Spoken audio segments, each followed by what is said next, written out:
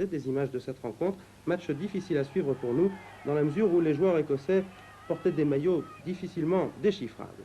Le coup d'envoi était donné et tout de suite on se rendait compte que l'équipe de Saint-Mirren allait pousser, comme on dit en termes de football, des coups francs et déjà des débordements sur les ailes, un jeu typiquement britannique.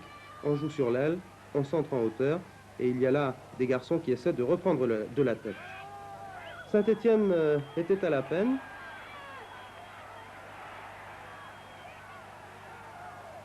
Ici une intervention de Christian Lopez et un tir du numéro 3 Beckett juste à côté des buts gardés par Castaneda. Saint-Étienne réagissait bien cependant et ne pliait pas en cette première mi-temps. Rousset débordait, il allait être fauché. Le coup franc était tiré par Larios, bien bloqué par le gardien Thompson. Corner pour Saint-Mirren, il allait y en avoir beaucoup. Cafouillage devant les buts de la SSE. Une situation classique en Coupe d'Europe.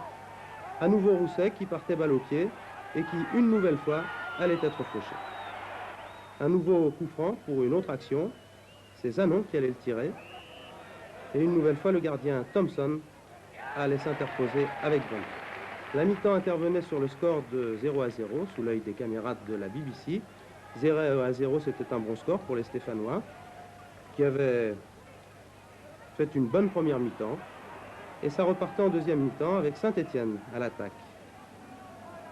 Et un tir de Battiston, que vous allez voir. Le gardien relâche la balle, malheureusement personne n'a suivi, et il va pouvoir s'en saisir en deux temps. Saint-Mirren à l'attaque, toujours sur l'aile. Johnny Rep débordé, un centre et une intervention décisive de Castaneda. C'était la première, ça n'allait pas être la dernière. Saint-Étienne à l'attaque, vous voyez que ça allait très vite. Rousset, un tir, de peu à côté. Nouvelle attaque pour Saint-Étienne, une très belle occasion. Vous allez le voir, Rousset va hériter du ballon. Il va tergiverser quelque peu. Et c'est Rep qui arrive dans une folle course, seul en face du gardien Thompson, et qui malheureusement échoue.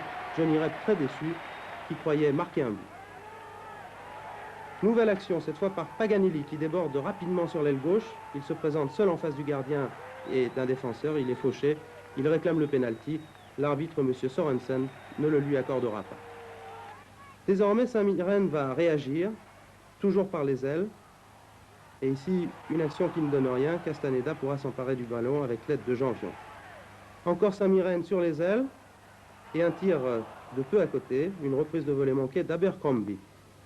Corner encore. Première grande parade de Castaneda. Un arrêt réflexe sur une tête de Copeland. À la 71e minute, Zimaco va remplacer Paganelli.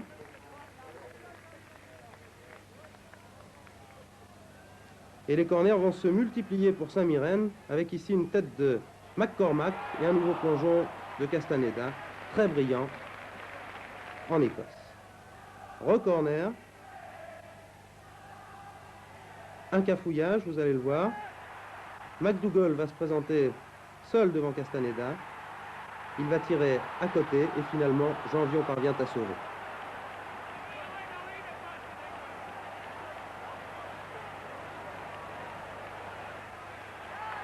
Sur cette action, encore un centre. Les Britanniques les affectionnent. Sortie du point de Castaneda qui est gêné, vous l'avez peut-être vu, mais qui parvient à regagner ses buts et qui se saisit du ballon. Saint-Étienne procède par de rares contres. Et nous allons voir Zimaco dans ses œuvres. Zimaco qui part balle au pied et qui va être victime d'une obstruction. Coup franc, il ne donnera rien. Et Saint-Mirren repart, poussé par son public. Saint-Mirren qui évolue pour la première fois en Coupe d'Europe et qui est très motivé.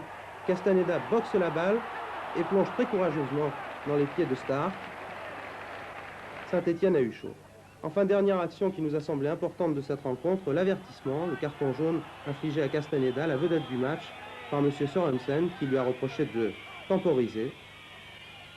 Vous allez le voir, Castaneda va tirer cette fois, mais l'arbitre a déjà sifflé. Il se précipite vers le gardien de la SSE et lui inflige un carton jaune malgré les protestations de Christian Lopez. Voilà donc pour ce match dont nous avons sélectionné